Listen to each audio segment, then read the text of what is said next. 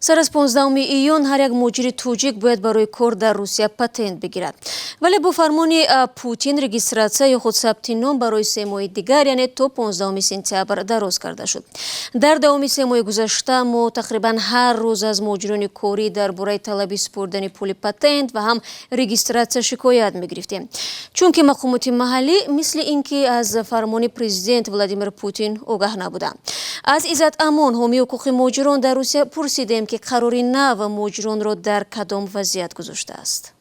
تغییر الهه‌هایی که با دستور پرزیدنت از 18 اپریل جاری گشتند یعنی فرمان علیه برآمد هیچ خوبی با مهاجران نآوردند، زیرا اینکه در این قرار هم مثل قرار پیشتر هیچ معلومیتی نیست، یعنی نمیشود فهمیده که چی چیز هست و چی چیز نیست.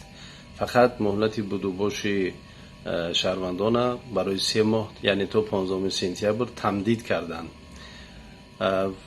تنها مهاجرایی که رجیستراسیون دارند میتونن تمدید نکنند و بدوباششون در اینجا دوام دارد.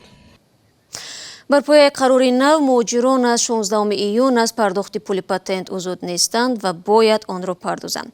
در این زمینه از مهاجران یگان مراجعت‌های دریافت کردید که با چه مشکلی‌ها روبرو هستند؟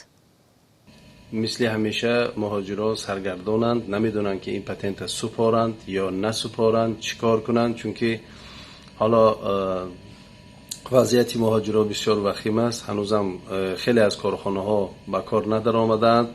از کجا پیدا میکنن این پولا که باید پرداخت کنند؟ مهمتر از همه این است که صدها هزار پتنت انولی روید یا اینکه بیکار گشته است. مهاجران اینجا میاند مرکز تاجیکان، ما پتنت های اونا را تفتیش میکنیم در سایت خود MVD. بعد میبینیم که خیلی از پتنت ها علیه انولی روید شده است.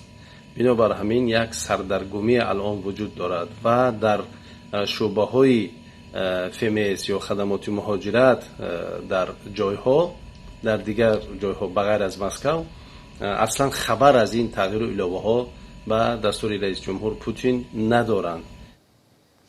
با سپاس از عزتمان برای توضیح. خاطررسان میکنیم که با پنجشنبه و گسترش کرونا ویروس در روسیه قریب به مهلت 2 ماه کرانتین جاری شد. یک نماینده سازمان جهانی مهاجرت گفت در عهد کرونا ویروس به کمیش 60% مهاجران بیکار و بی‌درآمد ماندند.